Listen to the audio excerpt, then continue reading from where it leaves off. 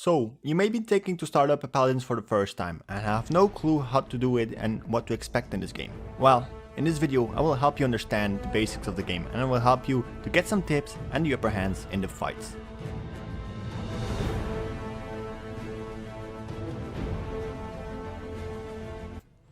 Paladins is a hero-based shooter. That means your player is actually going to have some side abilities. You have the frontline class, which actually takes the front of the objective and tries to stay on it as long as possible. The abilities of the class are mostly based on sustaining damage and crowd control. Then you have the damage class. Although they do a lot more damage, their heal pool is actually quite less than the one of the frontline class. The abilities most comes with damage based spells and items. Next up we have actually the support class. This is the healer of the team. They have offensive and defensive abilities, but their focus is to help the team stay alive during fights. Last up we have the flank. The flank plays a role in finishing off enemies or chasing them when they are low health. Also they have very high mobility. The downside is that they have very small health. So I recommend you not to get into multiple enemies with the flank unless you really know what awaits you. I will now introduce you 4 champions, one from each class, and inform you on their abilities and playstyles. The reason why I picked those 4 champions is because those are 4 starting champions and are the easiest or the only ones that you can choose when you start into the game because they're basically free. So let's start off with the front line. The only frontline champion we can start with is Ruckus. Well, Ruckus is not the easiest frontline in the game. He can actually be learned very fast, but mastering it takes a lot more time. He's an excellent second frontline tank in my opinion. Ruckus doesn't make it big if it comes to holding the point himself. It puts him in the highest second front line. I personally put him in second front line because I feel like he's not the best at sustaining himself alone. If you pick him as second tank, you can play more defensive with aggressive opportunities on the group playstyle. So Ruckus' 4 abilities are as followed. Emitter Shield. Although he can sustain quite some damage with his 2000 HP shield, it has a very long recharge time of 12 seconds. Also the shield only lasts for 4 seconds. It's good for jumping quickly in and out of the fights. I recommend making a card tag that boosts his shield a little bit more, but more on that for a later video. Second ability is Missile Launcher. You have 2 rockets that individually can be fired off for 225 area damage and has 10 seconds cooldown per missile. I recommend you using it when multiple enemies are in close proximity. Advance. Well, Advance lets you jump into the direction you are moving for a short time. It's best used when you go in and out of the combat or if you want to catch up with some enemy very quickly. It's also very handy when you get shot off the map and you want to go back into it. Here is a tip. This ability is not affected by knockbacks, means you can't be pushed back during the leap. Hexafire. This is a very powerful ability that unleashes all of your firepower at the central point, doing a lot of damage at the pointed area. It lasts for 4 seconds but slows you down by 75%. This item is best used when you go into grouped enemies. I actually recommend you not to waste it on destroying shields as it wastes a lot of your ability time to so damage. So the conclusion is that this tank does a fair amount of damage, but can't stand for a very long time against multiple enemies, unless you make a card pack that boosts his defensive abilities. I recommend you to take your time learning this champion before jumping into ranked matches with him, as it takes some practice to play well. I can help you learn in the game if you like, simply drop a comment or send me a Discord message. So next up we got the damage. Well, between the 2 free starting champions of Cassie and Viktor, it shouldn't come as a surprise I pick Viktor as the one you should start with. It actually plays a lot like the traditional shooter. The abilities are easy to learn because they are standard in most today's shooters. So here is his abilities. Iron Side. Well, it explains itself, is it? Viktor aims down with his assault rifle to shoot with increased accuracy at a cost of 50% speed reduction. This is very useful to shoot down medium to high range targets. Recommendation is not to use it at very close range because hip firing does the job better at close range. Next up we have Frag Grenade. This grenade does 750 damage to the targets close to the grenade, as well as lower damage to champions in the 30 unit radius. It also helps you charging your ultimate by 4% for each enemy hit. Hitting enemies with a grenade before it explodes does 100 damage as well. Be careful standing actually too close by your grenades if you're low health. It does 100% self damage, so yeah. It has a 1.5% fuse time, but you can cook it, so you can actually choose the timing. Third ability is Hustle. When you use Hustle, you sprint at 65% increased forward movement speed, but if you use it, it makes you unable to use your weapon until you cancel it. This increased movement speed is stacking up with other movement speed and buff cards. And at last we got his ultimate.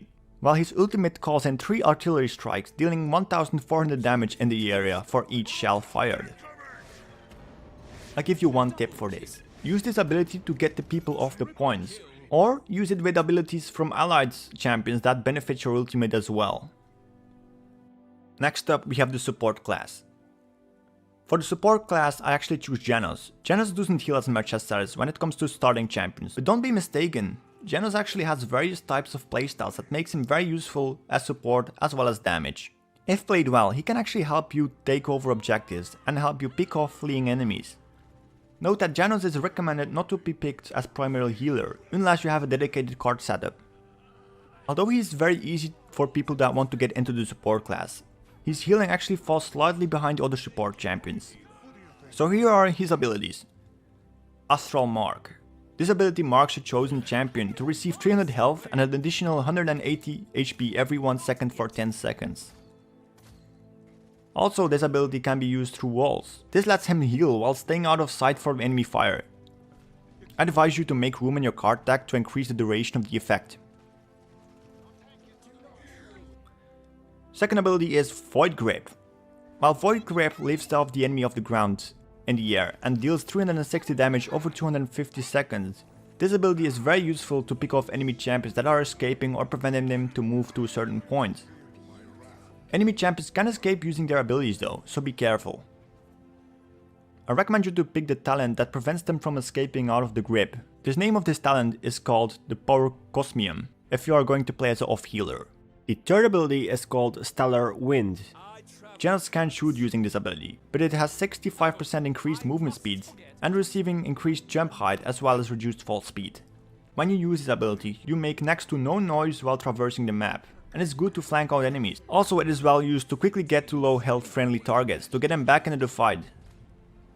But watch out, stunts, cripple effects and silences will cancel the effect, so be careful. And his last of the abilities is Through Space and Time. This is his ultimate. This ability locks Jenos into place, firing a beam of energy into the direction through all walls and obstacles, and dealing 2400 damage to all enemies in his path. Note that it leaves you exposed to the side as well, so be careful of this. This effect fires after 1.2 seconds and it can be cancelled by crowd control effects. Also pay attention, because enemies in the AoE will be revealed for a brief time. Last champion and class we discussed today is Lex. Well, Lex is the only free flank champion in the game. His damage output is very high at close range, but I highly recommend you not to engage enemies from afar, as his damage fall off already appears after 60 units. Lex's fast movement and awareness of his retribution target makes him actually excellent at picking off specific targets. So here are his abilities. Pursuit. Well, when you use this ability, Lex actually fires rapidly at the closest target at 100% accuracy, dealing 960 damage in 1.4 seconds. This ability is strongly recommended to finish off slightly further away enemies that are running away from you. The reason why is that because it outputs lower damage over its direction than the primary fire mode. This effect does not consume ammo and is less accurate when airborne. This ability benefits from items, cards and any form of damage boosts. Retribution. Retribution sets a retribution mark at a random enemy, revealing them through the walls and gaining increased credits when killing the target based on his or her streak. Note that the target actually changes to the person that kills you. Enemies that are still dead cannot be marked until they are revealed. Combat Slide. Well, Combat Slide slides you 40 units forward, maintaining your ability to fire. While using this ability you can also activate other abilities and you are not affected by knockbacks.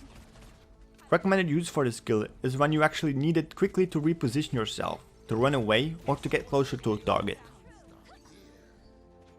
Finally, his ultimate. His ultimate name is the Law. This ability is very handy to pick off enemy tanks. It can execute enemies that are below 65% health. Note that this does not go through shields, so make sure their shields are down before firing. It takes 1.2 seconds before firing and hits all enemies in the cone in front of legs. Also note, when you are charging up your ultimate, you are moving slower than usual. So those are the 4 champions and 4 classes I want to give you some information about. So hopefully you have some useful information now to get the upper hand on the battlefield. Try to use the tips I just gave you, it actually helps you a lot to sustain yourself and actually get your team the upper hand on the match. If you want to see more of those videos, be sure to click on the subscribe button or leave me a like, so if you want, stick around. Anyway, thank you for watching, hope you have a nice day, and I'm signing off. Have a nice day, bye.